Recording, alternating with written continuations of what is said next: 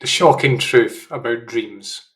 Overall, we have quite a poor appreciation of dreams and how they can help us understand our psychology and grow as people. So, this is the first episode in a mini series on dreams, in which I hope to address this issue and help you change how you view dreams forever.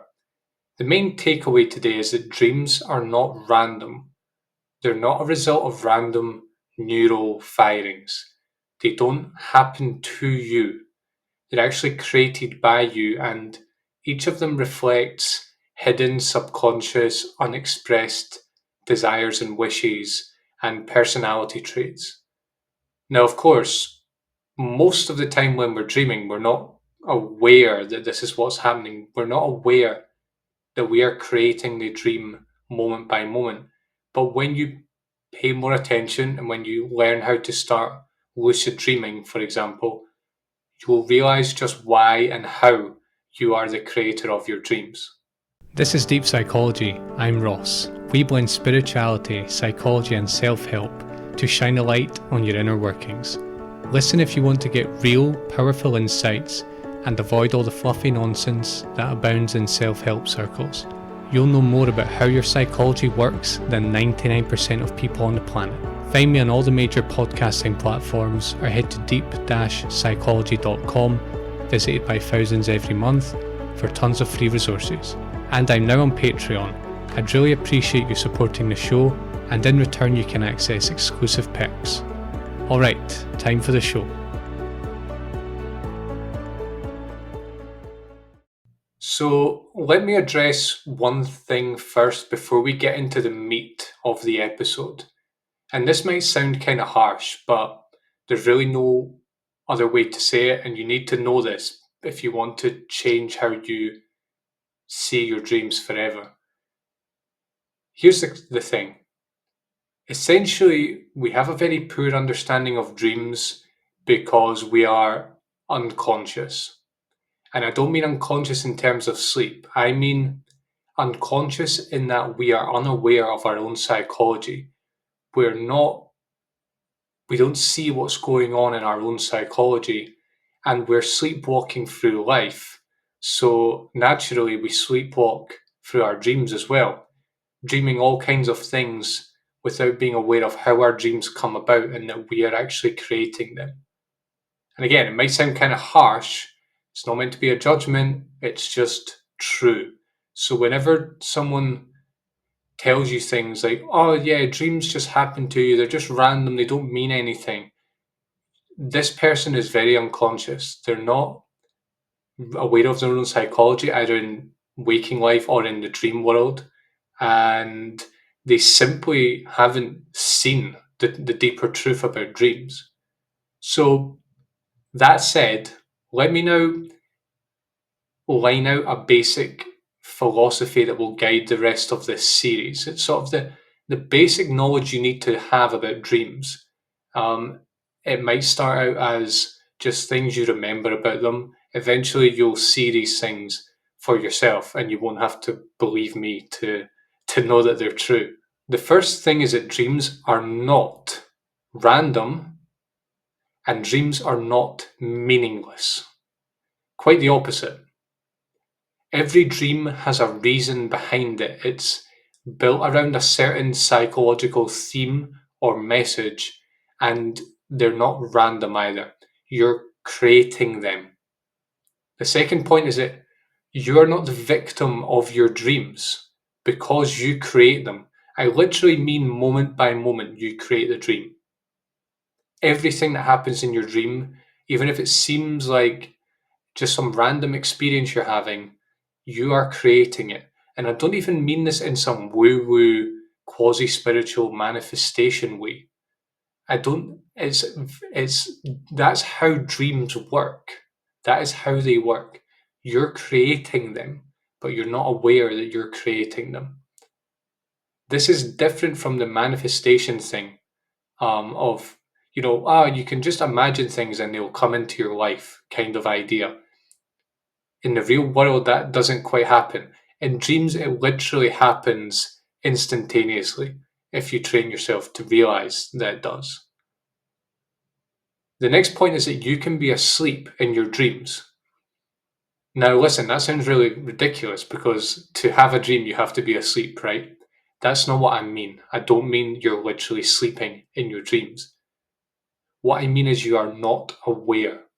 You're unconscious. It's similar to being lost in thought. Like when you're lost in thought in everyday waking life, you're awake and you're present.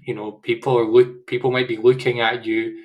You might be sort of aware that you're in a certain place at that time, but actually, because you're lost in thought, you're not really there. You're actually in a kind of in another world, essentially. And the same thing is happening in dreams. When you're unaware in dreams, what you do is, and this is what 99% of people do 99% of the time, is we react to the dream as though it were real.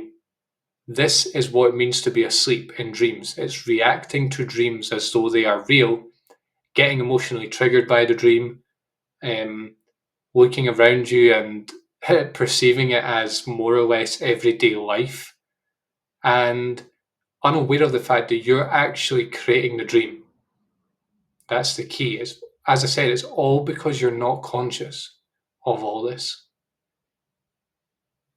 The next point is that dreams are like an allegory or a play, shall we say, like a three-dimensional allegory that we construct through our mind. You can think of the dream world as kind of like a stage or a set of possibilities that you basically create, and you on that blank canvas you create all your dreams. That's kind of how it works. Next point, through our dreams we express our deepest yearnings, our unacknowledged emotions, and our hidden personalities. What I like to think of as in dreams is a lot of the time we live out our more fundamental primal aspects, the more primal aspects of our character. And these are manifested and experienced through the plot of the dream, like the overall theme and storyline, the characters in the dream, and the character that we play in it.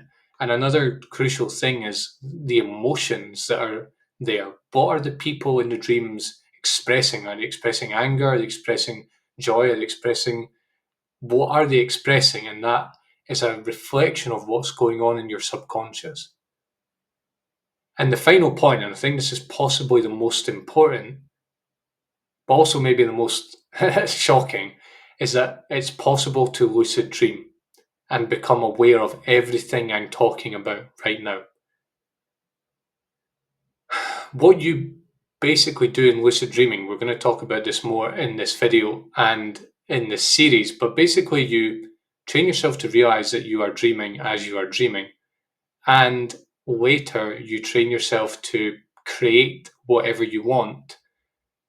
And basically, when you do that, you realize that this is what's been happening the entire time, but you just weren't aware of it. You were dreaming this whole time, essentially creating as you do when you're lucid dreaming, but you weren't aware that that's what you were doing. So just contemplate those points for a second.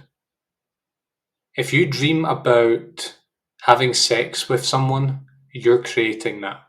If you dream about being a child again, you're creating that. If you dream about being chased by a giant, fearsome, bloodthirsty animal, you're creating that. These dreams are not happening to you. You're creating them. And in every single one of these dreams, there is a psychological message, there's a psychological reason for this. And the dream encodes it in a way. It sort of cleverly encodes this. And what you have to do is you have to go in there and decode the dream. Even if you're not aware that you're creating it, once you wake up, you remember your dreams the next day, you go in and decode them. That's what we're going to talk about right now. Dream decoding. To master your dreams, to understand them, you need to become a master decoder. Now, I'm going to give you specific pointers and tips for this, but in the end, it kind of becomes an intuitive thing. Once you understand yourself more through your dreams, and hopefully bringing the lessons into everyday life, you will need to run through like a checklist to know what your dreams are about. You'll sort of understand it, and you might even expect it. You'll be like, okay, that's that dream again. It's a similar theme to the one I had a few days ago, or whatever. So my pointers aren't perfect, but they're going to get you started, and they're going to get you to the point where you can intuit and understand without needing to like dissect and to analyze so much. But 3 points to remember if you want to understand your dreams is that all dreams are manifestations of hidden desires of all kinds, both what we might deem to be positive or pleasant, or negative and unpleasant. Second is that the characters in your dreams are chosen by you. And third is that if you yourself express this desire or these desires in the dream, the desire isn't so repressed. However, if others are expressing it, it's fairly repressed in you. So that might sound kind of abstract. Let me put it into an example. A typical dream is being chased by an animal, like a fearsome animal. So let's use the example of being chased by a lion. Now, this is actually kind of a complicated example. It's more complicated than, say, you chasing someone and attacking them, which is kind of what the lion's trying to do to you. It's more complicated, but it's a very good example to use. First of all, remember, dream of being chased by a lion is an expression of your unconscious desires. The lying, and let's sort of analyze the emotions involved here. The lion chasing you has anger and aggression, and we know that this is simply an expression of your repressed desires. So this means that you have repressed anger and aggression that is sort of underground, behind the scenes, hidden in daily life. In fact, let me say that all the energy that you experience the lion having, like all the ferocity, it's actually your own energy. It's just being pushed out of your conscious awareness. It's like you've made a pile in a room and you've carpeted over it. All of that stored energy, it's still in you, but it's sort of semi-hidden. And that's why it appears to be outside you in the dream, because it's repressed within you. Now, the other character is you in the dream, and you're running away from the lion. And remember, this is an expression of your repressed desires. So maybe you have a fear of confronting anger and aggression. Maybe your own anger and aggression, maybe the anger and aggression of other people. And the two work in tandem, of course, because the lion chases you.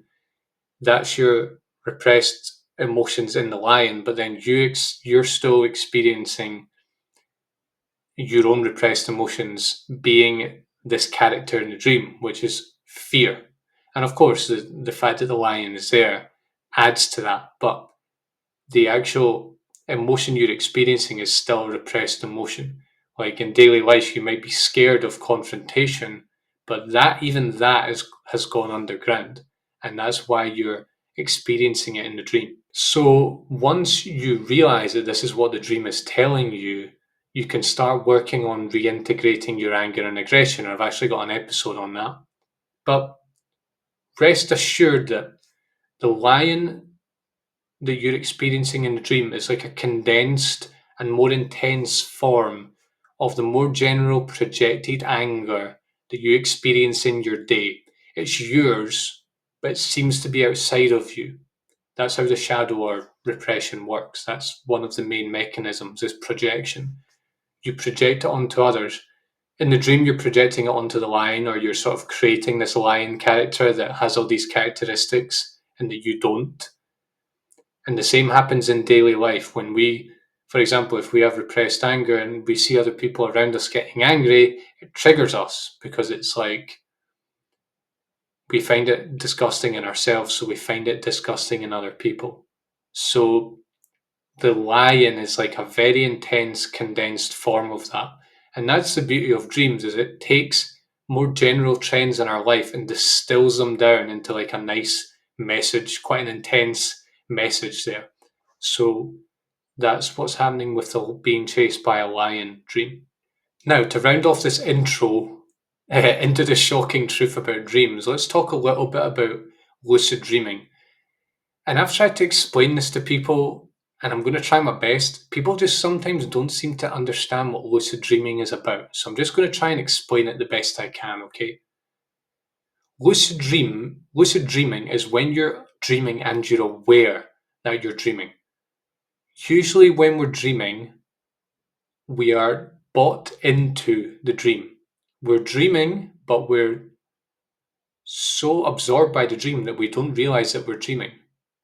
But it's possible, and it's not even that difficult to lucid dream. It's actually quite easy to learn. It just takes practice.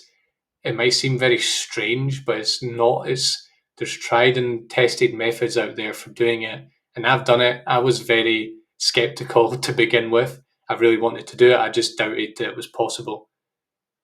When you're lucid dreaming, you know you are dreaming. Literally, you are standing in your dream, looking around, and you know that you're dreaming. That's what it is.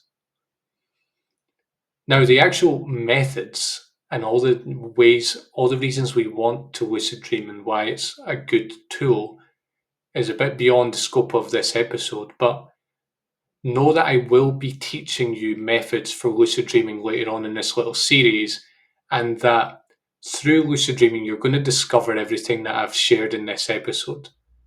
Now, just before we round off, I just want to say a couple of things about why lucid dreaming is so powerful. The first thing is that the rules in dreams are totally different. Like, you can basically snap your fingers, sort of metaphorically, and create whatever you want. You can fly. You can meet people that you haven't seen for years. You can visit places. You can do whatever you want with no repercussions. And you do all of this simply by imagining. Now, that's fun. That's like the fun part of it, and the part of it that helps you understand why your dreams aren't random. But there's a deeper point to it. You realize that if you do this enough and you realize that, oh, I'm creating this, I'm creating this, I'm creating this, you realize that this is what you've always been doing, and you realize that dreams really are a result of your desires, often ones that are repressed. What you'll find is when you create stuff in lucid dreams, you'll often be doing things you can't do in everyday life, or expressing things you don't usually express. And you'll realize that this is, in the deeper truth of your dreams, is this: it's an expression of your repressed or unacknowledged or unexpressed desires and personality traits. All right, so we'll pick this up in the next episode. I hope that was informative and interesting for you. Remember to subscribe and do support me on Patreon. That would be a huge help for me. And of course, visit the website deep-psychology.com for tons of free resources. All right, I'll see you in the next episode in this series.